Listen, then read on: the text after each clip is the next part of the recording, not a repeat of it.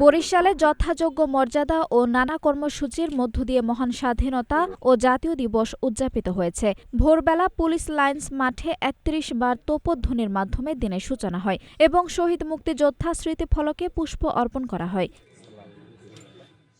আজ বৃহস্পতিবার সূর্যোদয়ের সাথে সাথে বরিশাল জেলা প্রশাসকের কার্যালয় সংলগ্ন শহীদ মুক্তিযোদ্ধা স্মৃতিফলক এবং ৩০ গোডাউন বধ্যভূমিতে পুষ্প অর্পণ করে শহীদদের প্রতি শ্রদ্ধা জানান বিভাগীয় কমিশনার, সিটি কর্পোরেশনের প্রশাসক সহ বিভিন্ন সরকারি, বেসরকারি ও সামাজিক সংগঠনের নেতৃবৃন্দ।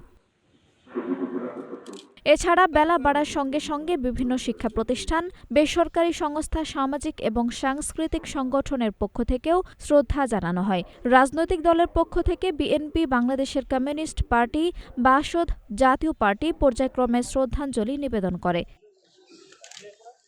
দিবসটি উপলক্ষে চিত্রাঙ্কন, কবিতা আবৃত্তি, প্রামাণ্য চলচ্চিত্র প্রদর্শন, বীর মুক্তিযোদ্ধাদের সংবর্ধনা জ্ঞাপন সহ নানা কর্মসূচির আয়োজন করা হয়েছে। অপরদিকে বরিশাল মুক্তিযোদ্ধা পার্ক সংলগ্ন কীর্তনখোলা নদীতে নৌবাহিনীর যুদ্ধ জাহাজ পরিদর্শনে সাধারণ মানুষের জন্য উন্মুক্ত করা হয়।